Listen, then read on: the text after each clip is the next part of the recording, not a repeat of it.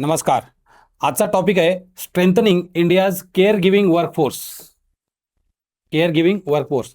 नीती आयोगचा एक रिपोर्ट आलाय, त्याचं नाव आहे reimagining care strategies for empowering care giver in Viksit Bharat 2047. आता हे केअर गिव्हर म्हणजे काय हे बघा. केअर गिव्हर म्हणजे काय किंवा केअर इकॉनॉमी म्हणजे काय. WHO नुसार care giving is the physical, emotional and social support provided to individuals who are unable to perform the daily activities independently. म्हणजेच फिजिकल, इमोशन आणि सोशल सपोर्ट द्यायचा कुणाला, अशा लोकांना जे लोक त्यांच्या जे रेग्युलर ॲक्टिव्हिटीज आहेत, डेली ॲक्टिव्हिटीज ते परफॉर्म करू शकत नाहीत. याच्यामध्ये कोण आलं, आपले सिनियर सिटीजन्स आले ज्यांचं वय खूप जास्त झालेलं आहे. आणखी कोण आलं, दिव्यांग आले आपले, ठीक आहे, परमनंटली डिसेबल्ड पर्सन्स असतील ते आले. त्यानंतर आणखी कुठला डिसीज असेल, जसं सेरिब्रल पाल्सी आहे किंवा अन्य कुठला डिसीज असेल, मेंटल डिसऑर्डर असेल, म्हणजेच इंडिपेंडेंटली स्वतःहून ते जे स्वतःचे फंक्शन्स परफॉर्म करू शकत नाहीत, त्या फंक्शन परफॉर्म करण्यासाठी मदत करणे म्हणजेच केअर गिव्हिंग सर्व्हिसेस देणे. आता याच्या दोन प्रकार आहेत बघा. आपण आपल्या घरी काय करतो, आपले आजोबा असतील किंवा जर आणखी कोणी आजारी पडलं तर आपली आई असेल, आपली बहीण असेल किंवा आपण स्वतः कधीमध्ये वडील असतील, वडील अवेलेबल असतील तर ते स्वतः केअर गिव्हिंग सर्व्हिसेस देतात, ते स्वतः मदत करतात. म्हणजे आपली आई काय करते, आपण आजारी पडल्यानंतर आपल्याला खाऊ घालते, पिऊ घालते, ठीक आहे. हे सगळंच केअर गिव्हिंग ॲक्टिव्हिटीजमध्ये आलं. किंवा आपले आजोबा असतील, आजोबाला उठता येत नाही तर आपण त्यांना उठतो, बसवतो, हे सगळं केअर इकॉनॉमीमध्ये आलं. परंतु हे जी केअर गिव्हिंग आहे ना, ही जी इकॉनॉमी आहे, ही इकॉनॉमी आपल्या GDP मध्ये काउंट केली जात नाही. परंतु आता सध्या काय होतंय की ट्रान्झिशन होतंय, डेमोग्राफिक ट्रान्झिशन होतंय, ठीक आहे. त्यामुळं हे जी केअर गिव्हिंग सर्व्हिसेस आहे त्याला फॉर्मलाइज करायचं असं नीती आयोगचं रिपोर्ट म्हणतोय. 2047 पर्यंत भारतामध्ये याचं काउंट करणं हे गरजेचं आहे. का? कारण दिवसेदिवस केअर गिव्हिंग सर्व्हिसेसचा डिमांड वाढत आहे. याचं उदाहरण सांगतो. पुण्या मुंबईसारख्या ठिकाणी उदाहरण घ्या. आई वडील असतील, त्यांचे जे मुलं आहेत ते परदेशामध्ये शिक्षणाला गेले आणि तिकडे स्थायिक झाले, USA स्थायिक झाले. मग पुण्यामध्ये एखाद्या फ्लॅटमध्ये राहणारे आजी आजोबा काय करावे, त्यांना केअर गिव्हिंगची सर्व्हिसेसची गरज लागेल ना. मग त्यांचे कोणी जवळचे तर नातेबंद नाही आहेत. मग केअर गिव्हिंग सर्व्हिसेससाठी काही ना कोणीना तर हायर करावं लागेल. मग तो विश्वासू किती आहे, काय करायला पाहिजे, त्याच्यावर काही गाईडलाईन्स असले पाहिजे, त्याच्यावर काही कंट्रोल सरकारचं असलं पाहिजे. हे सगळं हे नीती आयोगचं यामध्ये म्हणणं आहे. आणि का गरज पडली हेही मी तुम्हाला सांगितलंय. आपण ते 1 बाय 1 बघणारच आहोत. मी तुम्हाला एक कॉन्टेक्स्ट दिला याच्याबद्दल. बरं, हे झालं strengthening India care giving workforce. आपण केअर गिव्हिंग वर्कफोर्सची डेफिनेशन सुद्धा बघितली. मार्केट किती आहे 2023 जर म्हणलं तर जवळपास 30 बिलियनचं मार्केट आहे, 30 बिलियन. आणि प्रोजेक्टेड CAGR किती आहे, म्हणजे दरवर्षी किती टक्क्याने वाढेल क्युम्युलेटिव्हली, तर जवळपास 13.76% मार्केट वाढेल. म्हणजे आज जर 100 रुपयाचं असेल तर उद्या 113 रुपयाचं जाईल आणि त्याच्यानंतर 113% वाढ. म्हणजे बघा किती अक्युमुलेट होत आहे. आणि 2030 पर्यंत हे मार्केट 72 बिलियनचं होईल. आज किती आहे, आज आहे 30 बिलियन. 30 दुनी 60, म्हणजे पुढल्या फक्त 4 वर्षामध्ये डबल होईल, डबलपेक्षा जास्त मार्केट होईल. आणि याची डिमांड एवढी जास्त वाढलेली आहे, ठीक आहे. त्यामुळे नीती आयोगचा हा जो रिपोर्ट आहे हा खूप इम्पॉर्टंट आहे, तो आपण डिस्कस करतोय. Why this is in the news. बघा, मी तुम्हाला सांगितलं नीती आयोगचा हा एक रिपोर्ट आलेला आहे.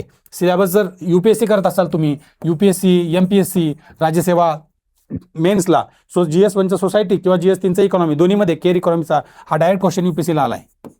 UPSCला मेन्सला आलेला क्वेश्चन आहे, ठीक आहे. ओके, आता हे का गरजेचं आहे बघा. Care giving is currently delivered largely outside any regulatory framework. मी जसं म्हणलं, आपल्या घरी केअर गिव्हिंग सर्व्हिसेस आहे किंवा मित्र कुणाला केअर गिव्हिंग सर्व्हिसेस देतो, ते सगळ्याच्या सगळं फ्रेमवर्कच्या बाहेर आहे. याच्यामध्ये जर कधी दगाफटका झाला, कधी धोका झाला तर अकाउंटेबल कोण, त्याची अकाउंटेबिलिटी कसं ठरवणार ना. त्यासाठी हे सगळं कार्यक्रम करले त्यांनी. मग सेंट्रल प्रपोजल काय, एक ही जी जेवढी मोठी फाईल आहे त्या मोठ्या फाईलचं फक्त एक मेजर जर कोर सांगायचं असेल तर नीती आयोग काय रिकमेंड करतं की setting up of national carer council, म्हणजे एक नॅशनल लेवलला अपेक्स बॉडी तयार करा जे हे सगळं रेग्युलेट करेल. काय रेग्युलेट करेल, स्टँडर्डाईज करेल आणि हे जी सर्व्हिसेस आहे त्याला प्रोफेशनलाइज करेल. असं याच्यासाठी नीती आयोगचं रिकमेंडेशन आहे. नीती आयोगने याच्या मागे गिग इकॉनॉमीसाठी सुद्धा असं रिकमेंडेशन दिलं होतं. त्याच्यावर किती काम झाले आपल्याला सगळ्यांना माहिती आहे. बरं, हे झालं केअर इकॉनॉमी. आणि केअर गिव्हर म्हणजे जे सर्व्हिसेस देतात ते 2 प्रकारचे असतात. हे बघा, 1 आणि 2 प्रकार. जसं आता मी मागच्या व्हिडिओमध्ये पण तुम्हाला काल सांगितलंय, 1 आणि 2. फॉर्मल केअर गिव्हर, फॉर्मल आणि इनफॉर्मल. फॉर्मल म्हणजे काय, also called personal care unit, personal care aid. म्हणजे फॉर्मल म्हणजे तो जो प्रोफेशनल आहे ना, तो ट्रेंड असतो. हे बघा, trend professional providing non medical assistance. Very important.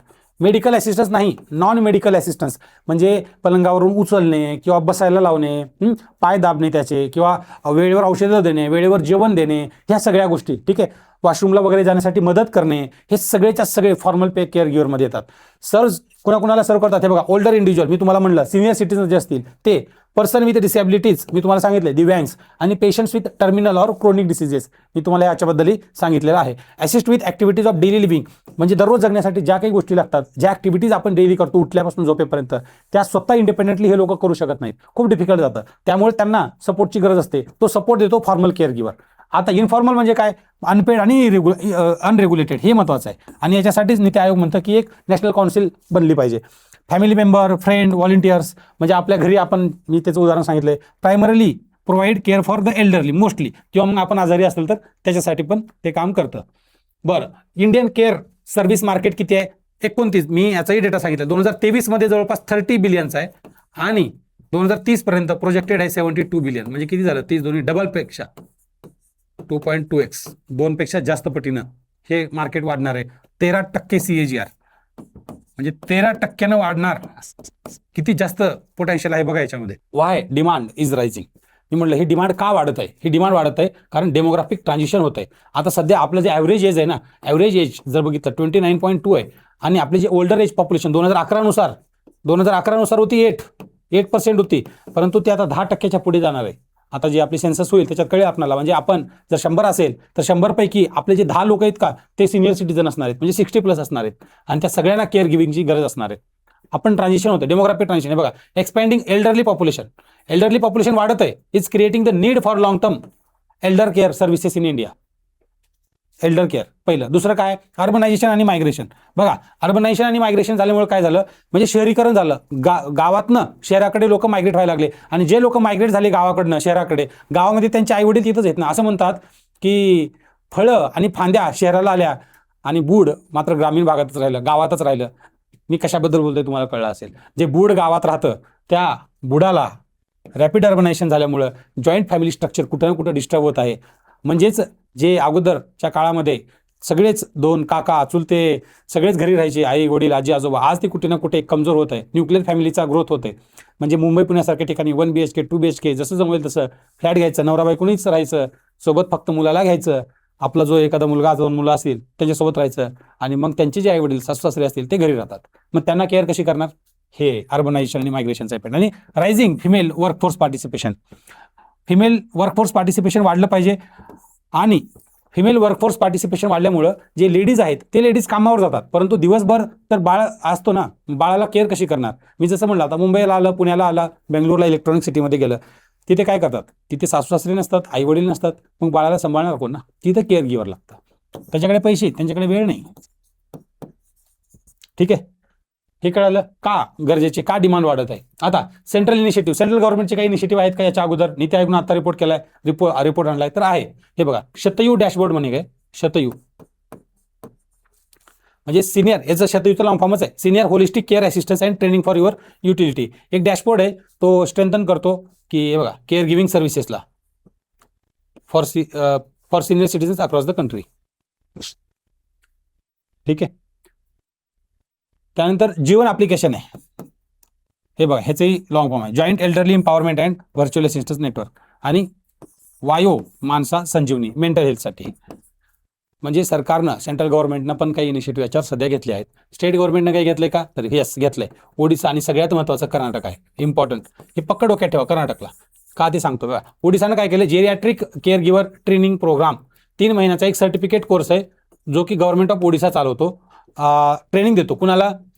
जे यंग लोक आहेत त्यांना ट्रेनिंग देतो की एल्डरली लोकांसोबत कसं बिहेव करायचं, किंवा त्यांना सर्व्हिसेस देताना कुठल्या कुठल्या गोष्टीची काळजी आपल्याला घ्यायची आहे, हे सगळे बघा. Building a trend care giving workforce, त्याचं गोल आहे. सगळ्यात महत्त्वाचं कर्नाटक आहे बघा. केअरर्स मंथली अलाउन्स स्कीम आहे, व्हेरी इम्पॉर्टंट. म्हणजे it is the first state in the India, Karnataka हा भारतातलं असं पहिलं राज्य आहे ज्याने हे इंट्रोड्यूस केलं, monthly allowance for unpaid care giver. जे अनपेड केअर गिव्हर्स आहेत का, म्हणजे ज्याच्या घरी आजी आजोबा असतील, त्यांची सेवा जर कोणी करत असेल तर त्यांना महिन्याला 1000 रुपये सरकार देणार. ठीक आहे, 1000 रुपये per month to parents of individuals with severe disabilities. सध्या सिव्हिअर डिसॅबिलिटीच्या साठी ही स्कीम लागू आहे. परंतु म्हणजेच आता समजा एखादा मुलगा आहे, परंतु मुलगा आता परमनंटली डिसेबल्ड आहे, त्याची काळजी घ्यायला आई वडील आहेत ना, तर त्या आई वडिलांना ते 1000 रुपये असणार आहे. आणि नंतर ही स्कीम वाढवणार आहे त्यांनी. हे बघा, it covers condition such as cerebral palsy. मी तुम्हाला हे शब्द वापरला होता. Muscular dystrophy, Parkinson disease and multiple sclerosis. आता असे डिसीजेस आहेत हे आपण म्हणू ना की ब्रेन रिलेटेड डिसीजेस आहेत. ठीक आहे, ते इंडिपेंडेंटली त्यांचं जे ब्रेन फंक्शन आहे ते इंडिपेंडेंटली परफॉर्म करू शकत नाहीत, तर त्या आईवडिलालाच ते बघावं लागतं. कर्नाटकाची जी स्कीम आहे ती सिग्निफिकंट आहे. Why? Because it recognises and compensates unpaid care work. It is the first kind in India. Challenges आहेत का? तर येस, चॅलेंजेस. हे जे रिफॉर्म आहेत ना, नीती आयोगने जे रिफॉर्म सांगितलंय त्या रिफॉर्म्समध्ये काय चॅलेंज आहेत? सगळ्यात पहिलं चॅलेंज येतं फिजिकल कन्स्टेंट. सरकार असतील, राज्य सरकार असतील किंवा केंद्र सरकार असतील, बऱ्याचशा योजना सरकारच्या चालू असतात आणि मग फंड अलोकेट कसं करायचा तो एक महत्त्वाचा मुद्दा असणार आहे याच्यामध्ये. किंवा ट्रेनिंगसाठी जे म्हणलो ना आपण की 3 महिन्याचा ट्रेनिंग सर्टिफिकेट प्रोग्राम ओडिशा चालवतं, तसंच जर महाराष्ट्र सरकारला चालवायचं असेल त्यासाठी फंड कुठून आणायचा? आपला फंड कुठल्या स्कीममध्ये जातोय? तुम्ही कमेंट करून सांगा. तुम्हाला माहिती आहे, मी सांगायची गरज नाही. Social attitude to care work. बघा, केअर वर्क आहे ना, आणखी एक प्रायव्हेट फॅमिली रिस्पॉन्सिबिलिटी मानली जाते. म्हणजे जर कोणाला तब्येत डाऊन असेल किंवा जर कोणा एखाद्या घरचा प्रॉब्लेम असेल तर तुम्ही अरे नाही, त्याची आई आहे ना, त्याचे वडील आहेत ना, त्याचा मुलगा आहे ना, तो बघेल. किती उदाहरणं मी बघितलीत आमच्या गावामध्ये. एक जण असे आहेत की एक लेडीज आहे, म्हातारी आहे, ते म्हणतात की नाही नाही, ते तिचे मुलं बघतील ना, आपण का बघायचं? तर हे अजून प्रायव्हेट फॅमिली रिस्पॉन्सिबिलिटी मानली जाते, rather a public policy issue. Deeply ingrain patriarchal traditions curtail recognition of unpaid care giving work. म्हणजेच जे पॅट्रियार्कल माइंडसेट आहे, आपण म्हणतो ना पुरुषप्रधान संस्कृती, याच्यामुळे ज्या महिला आहेत, ज्या महिला काम करतात, केअर गिव्हिंग सर्व्हिसेस देतात, त्यामुळे त्यांना सोशल रिकग्निशन मिळत नाही. Work regulatory capacity, quality standard आणि monitoring care institutions across India is a administrative challenge. म्हणजे प्रत्येक, आता जसं म्हणलं आपण की ठीक आहे हे सगळं तर आपण फॉर्मलाईज करूया, परंतु याच्यावर नियंत्रण कसं ठेवणार ना? जर उल्लंघन झालं तर कोण नियंत्रण ठेवणार? कसं नियंत्रण ठेवणार? तो ऑफिसर तुम्हाला अपॉइंट करावं लागेल, त्यासाठी पूर्णच्या पूर्ण यंत्रणा उभी करावी लागेल. जर आपण एक्झिस्टिंग यंत्रणा जी आहे त्याच्यावर जर ह्याचा ॲडिशन ताण टाकला तर आणखीच जे स्ट्रेसमध्ये असलेली यंत्रणा आहे ती आणखी ताणामध्ये येईल. आणि जेव्हा जास्त ताण होतो तेव्हा यंत्रणा असेल, कोणाला कुठलीही वर्क असेल, कुठलीही सिस्टीम असेल ती ब्रेक होते. Lack of skilled care workforce हे तर असणारच आहे. त्यामुळेच आपण प्रोग्राम जे आहेत ते चालवायचं ठरवलंय. पुढे काय वे अहेड काय? सगळ्यात पहिलं तर नॅशनल केअर गिव्हिंग पॉलिसी आली पाहिजे. त्या पॉलिसीमध्ये कंप्लीट फ्रेमवर्क असली पाहिजे की काय केअर गिव्हिंग सर्व्हिसेस आहेत, कोण कोण देऊ शकतं, कसं देऊ शकतं, पूर्ण प्रॉपर पॉलिसी त्याच्यामध्ये आली पाहिजे, जी की सध्या नाही. त्यानंतर एक नॅशनल केअरर काउन्सिल, म्हणजे हे डिसाईड करेल, it is the highest regulating body for the sector. ही कुठली तर बॉडी पाहिजे नॅशनल लेवलला, नंतर स्टेट लेवलला, डिस्ट्रिक्ट लेवलला, मग तुम्ही करा, पण नॅशनल लेवलला तर कुठली तरी करा, असं नीती आयोगचं म्हणणं आहे. Scale up care training. सध्या जर आपण बघितलं, हे बघा मागचाच पॉईंट आहे, लॅक ऑफ स्किल्ड केअर वर्कफोर्सच नाही, तर तिथं स्केल अप करा. म्हणजे तालुक्याच्या ठिकाणी, जिल्ह्याच्या ठिकाणी ट्रेनिंग सेंटर उभारा आणि वर्कफोर्स तयार करा. Expand carer training initiative across the country through public private partnership, PPP, public private partnership. Integrate care with existing system. बघा, integrate caring with health, social protection आणि स्किल डेव्हलपमेंट प्रोग्राम्स. जर त्याच्यामध्ये आपण केलो तर त्याचा जो स्कोप आहे ना तो एक्सपॅन्ड होईल. गोल काय? Move care giving from invisible family duty to regulated, skilled and recognised profession by Viksit Bharat at 2047. 2047 पर्यंत विकसित भारत. इनविजिबल जी फॅमिली ड्युटी आहे, जी दिसत नाही, फॅमिली ड्युटी करतात परंतु ते दिसत नाही, त्याला फॉर्मलाइज करा, प्रोफेशनलाइज करा, इन्सेंटिव्हाइज करा, असं नीती आयोगचा रिपोर्ट सांगतोय. धन्यवाद.